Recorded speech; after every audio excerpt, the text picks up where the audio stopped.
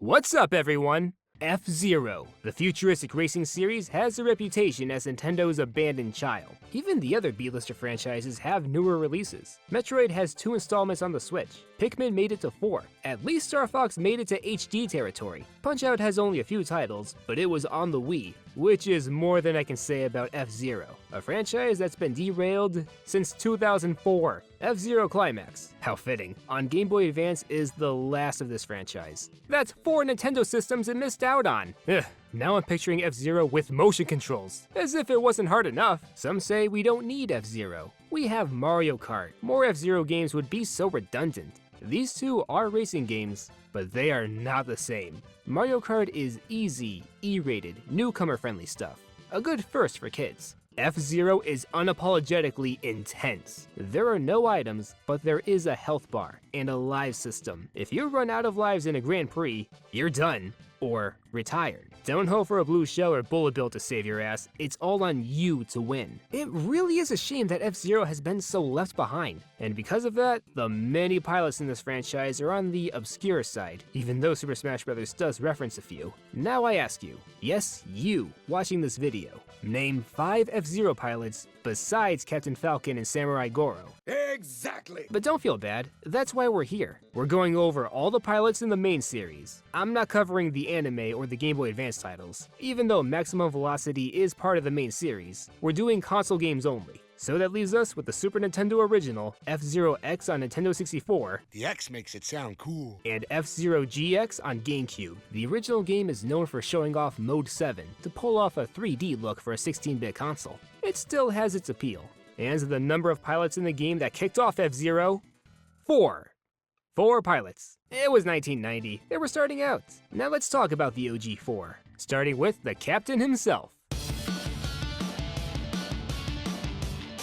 Like many, my first impression of Captain Falcon was from Super Smash Bros. And this is what he's recognized for the most, not his own games. Show your moves and Falcon Punch! Were enough to give him an identity even if you've never dabbled in his franchise. In Super Smash Bros., we see him as capable and cocky. In F-Zero, he's a blend of heroic, badass, and goofy. While he's famous as an F-Zero champion, he's also a bounty hunter. And in the original game's manual, we see him being that. Look at him. With that outfit, that gun, and that gruff look, he's like a Nintendo-ified Judge Dredd. I am the law! Not that much is known about him, which makes sense since he's a bounty hunter. It's best for his loved ones that his enemies don't know who he really is, although his age is public knowledge, late 30s. Speaking of, a lot of these pilots are past their 20s, and they're still doing high-stakes racing. Who says life stops at 30? Dr. Robert Stewart, a surgeon who decided to become a racer after the death of his father, Kevin. He carries his father's legacy to honor him. He wasn't pressured to do it, it was all up to him. Dr. Stewart is the straight-laced guy of the 4. No mysterious identity or macho demeanor. He's a grounded, mature pacifist who wants to save lives. He can be a tad arrogant, vowing to win in honor of beautiful women everywhere. And he said this to Captain Falcon. Hey Falcon, why don't you stick to making your money with your gun and leave racing to masters of the art, like myself?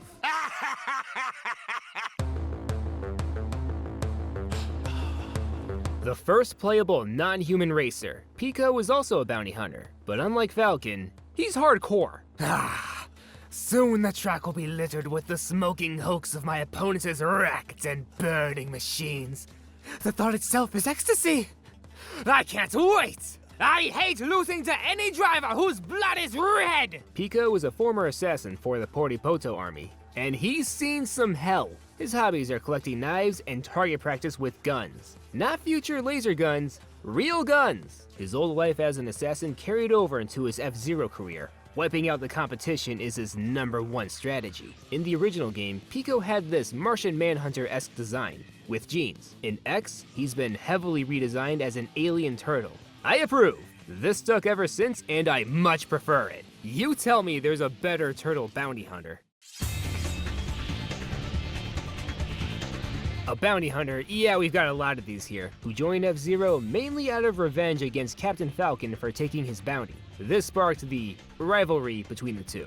albeit Samurai Goro is much more passionate about it than Falcon is, the latter seeing it as an annoyance. Goro is an impulsive, brutish, and overconfident leader of his own gang based in Red Canyon. He's made a few enemies in his life, but he is a good father. We'll get to that later. And don't let his stout build fool you. Goro can move. Although Pico is more menacing, Goro can be considered as the original foe of F-Zero without being a villain. More King Dedede, less Ganondorf. You could say he's the heel of F-Zero since the audience boos at him. Maybe your time to shine will come, Goro. The OG4 are instantly available in every console game. That's probably why they're on the box art of GX. X is where most of the pilots came in. This installment really stepped it up and changed F-Zero's image from that pretty neat tech demo to an extreme, impressive as racing game with 60 frames per second, a heavy metal soundtrack, and 30 pilots. Yeah, not 8 or 12, 30. All 30 pilots returned in GX with 11 new characters added.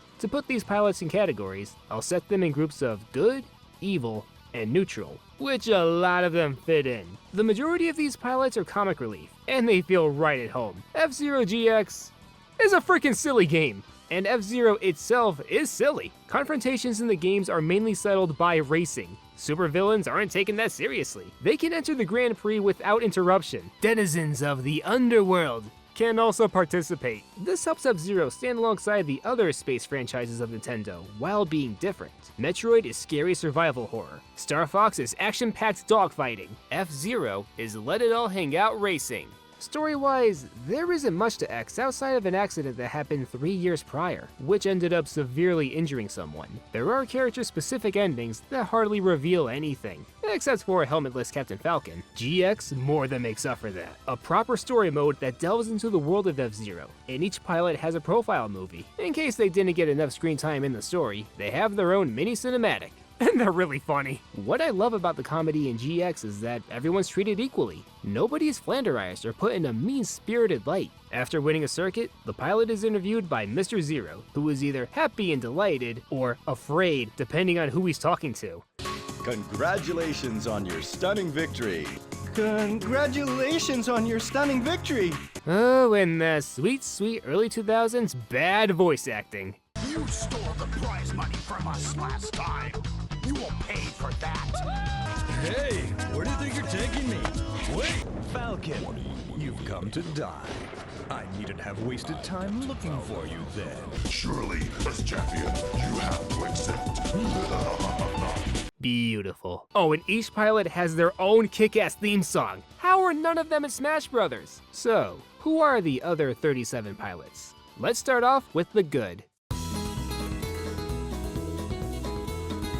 Jodie Summer is a top combat pilot of the Galactic Federation, and she's the official spokesperson of it. In case you're wondering if this is the same Galactic Federation as in Metroid, no. These franchises are not in the same universe. Jodie has rich leadership qualities like maturity and confidence. Her sense of justice is always intact. Signing up for F-Zero is a means of arresting criminals who race in it, or at least try to arrest them since they keep coming back. A mechanic of the Galactic Federation, John Tonica is another straight-laced guy like Dr. Stewart, but what sets John apart is that he's an engineer while Dr. Stewart is a surgeon. And he has a crush on Jodie, but it's okay, buddy. Plenty of fish in the galaxy.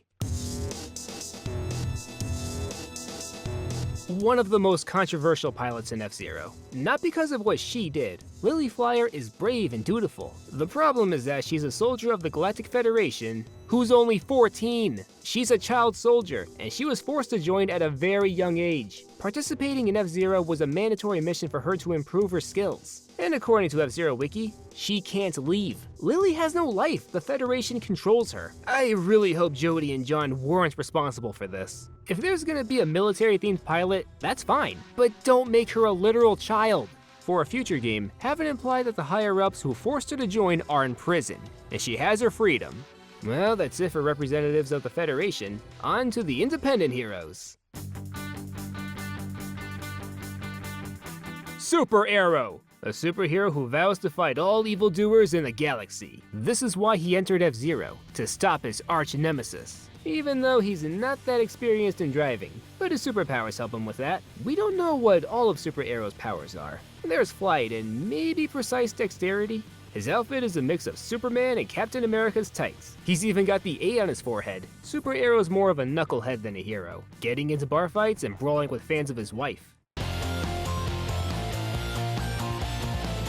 A former model who marries Super Arrow, and the duo tackles super criminals together. Sharper and more level-headed than her husband, Mrs. Arrow shares his love of heroics, and the two have an unbreakable bond. Unlike Super Arrow, Mrs. Arrow has no superpowers, but she doesn't let that stop her. The two had a baby, and they keep racing alongside each other. Talk about a power couple. Leon is a war orphan from the planet Zoe, who joined F-Zero to represent his world as an empowering symbol of hope. His #1 goal is to use the reward money to save the children of his planet from poverty. Leon also has a soft spot for non-anthro animals, and will drop out of a race to protect a stray kitty. Definitely a hero. Yep, Octopi Race 2. Octoman is from the planet Takora, which has some friction with the Federation. This leads to him having a rivalry with Jodie Summer. The economy of his planet is incredibly difficult to live in, so with the prize money, he could pay for education for his kids, and give the rest to the government to stabilize the economy. And if that doesn't work, Octoman can always stick to modeling. Not really. Despite his good intentions, Octoman can be arrogant. You might say he's the brasher, cephalopod version of Leon. Phoenix, a time-traveling detective who went to a past F-Zero Grand Prix to stop an unspecified disastrous event. Despite how urgent Phoenix's job is, he has no problem telling everyone he's from the future, and there's seemingly no consequences in the space-time continuum. It's F-Zero, everyone rolls with it. Phoenix has this suave, cool gentleness to him. That might be why he has a British accent. Congratulations on your stunning victory. I'll remember this all my life. His attire is a combination of Captain Falcon and Great Saiyaman. They knew what they were doing. After being found in a junkyard, Phoenix repaired Q3, and now it's his robot companion and his way of traveling through time. Quite a gap from searching for landmines. Q3 is easygoing, modest, and rather peaceful. Just don't try to eat him. You read that right. His name is James McCloud, and just like a certain Fox Daddy, he wears sunglasses, has a machine with an R-Wing aesthetic, and he dresses in the uniform of his fighter crew, Galaxy Dog. Without much work during peacetime, James competes in F-Zero to support his wife and son. He's cool, collected, and he can dance! This is both a fun reference to Star Fox and an endearing tribute to Fox McCloud's father, who was betrayed and killed before the events of Star Fox 64. And Zero. Now when you hear the name James McCloud, you think of both the fatherly spirit who guided Fox out of Andross's base in Venom, and the living pilot who still represents his team. Oh, and you need to hear the cover of his theme by Ian Cowell.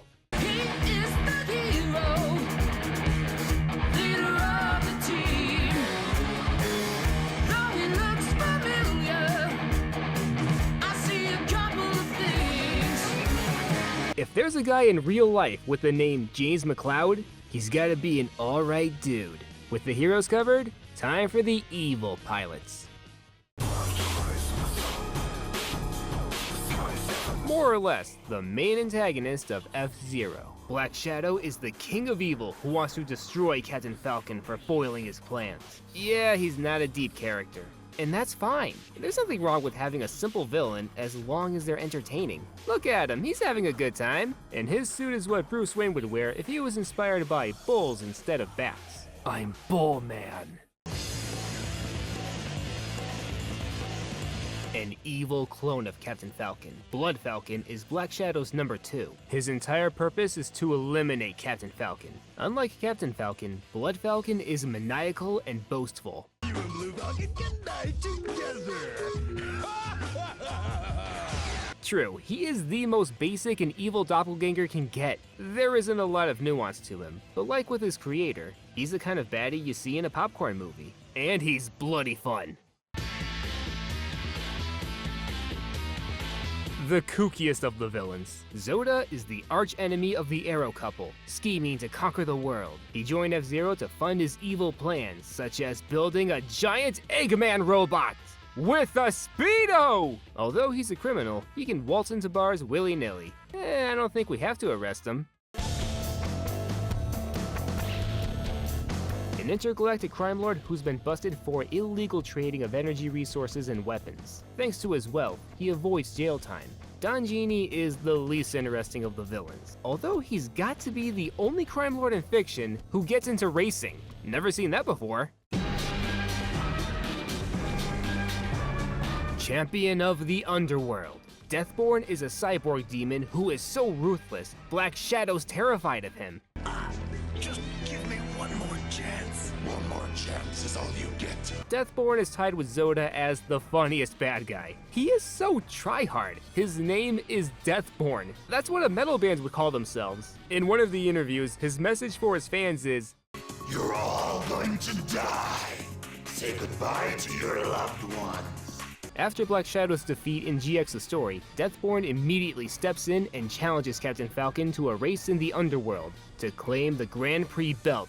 Dark and light, the two great forces which make up our universe. These two universal forces are condensed in each of our belts.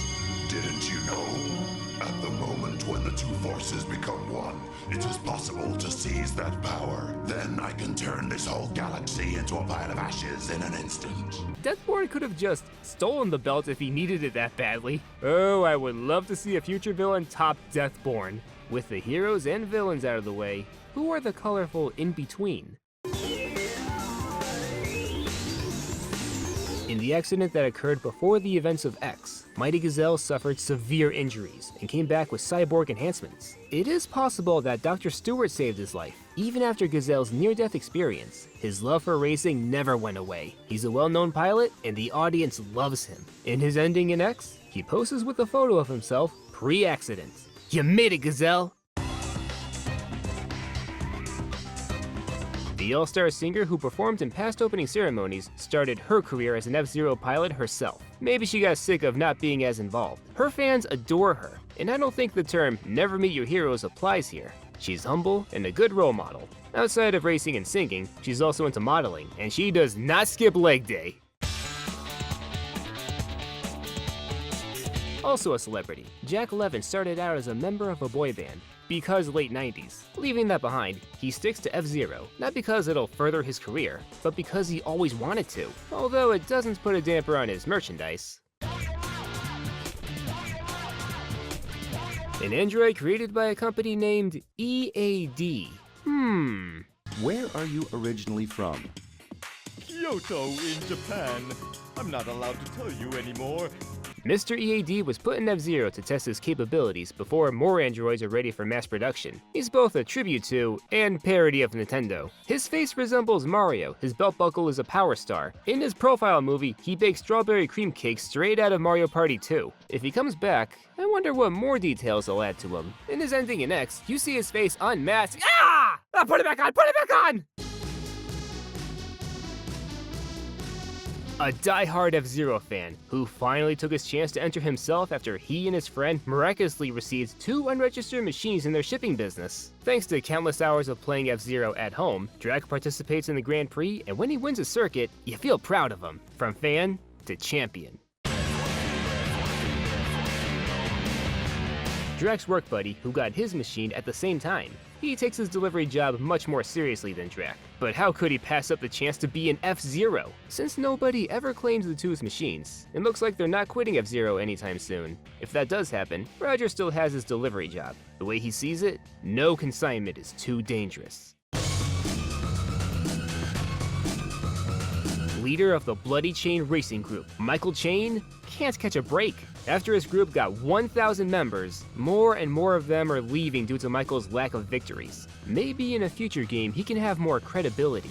And a voice actor who's a decent match. Guys, the party's just starting. Oh no! After Falcon, don't lose him. What are you doing? A passionate engineer who spends most of his life designing machines for other racers. But now, Dr. Clash is a pilot himself, thanks to his pseudo Dr. Octopus claws to compensate for his low athletic skills, and to give him back rubs. Never too late to get into racing. After surviving an attack by a giant crocodile, Beastman was born, hunting dangerous animals for a living. And with this machine built by Dr. Clash, he's an F-Zero regular. You could say Beastman is like Kraven the Hunter, but with racing. They went all Jurassic Park and brought the dinosaurs back. A bunch of scientists woke up one day and felt like genetically engineering a team of racing dinosaurs. And that brought us Biorex, who wants to prove his superiority over humans and eat a ton of meat. Because of the latter, and his appearance, Beastman's got his eyes on him. Don't put these two in an elevator together. Billy is a descendant of Albert II, the first ape in space. Now Billy is the first ape in F-Zero after he was prepared for the Grand Prix in the lab. With GX being a joint product of Sega, there is a certain Easter egg on his belt buckle. Look familiar? Yahoo! And his machine resembles a banana. That's a nice touch. Remember that twin-pod cloud car in The Empire Strikes Back? F-Zero has one like that, and its pilots are Gomar, the short one, and Shio, the tall one. The Furikake are known for being genderless people who pair up in sets of two and do everything together. And I mean everything. Gomar is the more intelligent one, but jealous of Shio's height, and Shio admires Gomar's intellect. What a pair. From the planet Giant, Baba has trained in the wilderness to shape up his piloting skills. I should point out that Baba is a black man who is framed as animalistic. Yeah. On the plus side, he's F-Zero's first gay pilot. Early 2000s stereotypical gay though. F-Zero is the only worthy recipient of my affection. A former right-hand man of Samurai Goro, who was betrayed by him for a cash reward from the Galactic Space Allies. Now released from prison, Antonio Guster is a bandit who vows revenge on Goro by beating him in the Grand Prix. Kicking his ass? Nah, not enough. It's gotta be settled in a race. The son of Samurai Goro, and he looks up to his dad. Dai is an athletic prankster who is one of the youngest pilots ever, and he's not too bad with a katana. Maybe even better than his pop. In life, Arbin Gordon was the champion of F-Zero's precursor, F-Max. 200 or so years later, he's been brought back through science and black magic to participate in F-Zero as the Skull. And his driving skills are even better now. Despite his grim appearance, the Skull isn't a villain, he's just a skeleton. What, you were expecting Skeletor? I'll get you, Captain Falcon! Terry Getter is a boy genius who's a pro with every device out there, earning him the nickname Digiboy. After analyzing every F-Zero race, he designed his own machine and entered himself. This might be a stretch, but Digiboy could be another nod to Sega. He's an 8-year-old tech genius who dresses in yellow, and his machine could be modeled after a certain dolphin. Does he have a tablet named Terry Electric? Dai Sangen, triplets who are heavily implied to be Chinese. They use telepathy to communicate with each other so their minds are— okay, you know what? No, I don't see them coming back. These are overblown racist caricatures of Chinese people. I mean, those accents. Can you tell us why you became an F-Zero racer? We'd like to travel the galaxy. Join in any parties going on when we get there. No more of them. Thank you. Spade is a circus performer and magician who loves entertaining people. With the circus low on finances, Spade joined F-Zero to save it. If car-themed space clowns don't scare you, you would like them. The most overlooked Nintendo princess. Princia Ramode is the princess of the desert kingdom of planet Magica. Bored of her dull, luxurious life, she started traveling with her servants to different planets. When she got to Earth, she discovered F-Zero. I would not be surprised if Jasmine was an inspiration for Ramode. Well-mannered, elegant, and classically princessy. A cabbie working for Galaxy Cab. PJ's tendency to break the speed limit and complain about low wages in this job often gets him in trouble. After being suspended, he reconfigured his taxicab into a racing machine and joined the Grand Prix, an obvious reference to Crazy Taxi. His machine is called Groovy Taxi. BD Joe might have been an influence for PJ's name with the two initials, and maybe the background characters in the Star Wars prequel trilogy were an inspiration for his design. Now for the final pilot. Even though he's in his late 90s, Even though he never won an F-Zero circuit, Silver NEELSEN keeps racing as long as it takes because he never gives up on his dreams. If he wins a circuit in GX, he is over the moon, finally achieving his lifelong goal. In that part when he signs his first autograph as champion, his spirits have never been higher. I don't think that was his first autograph, period.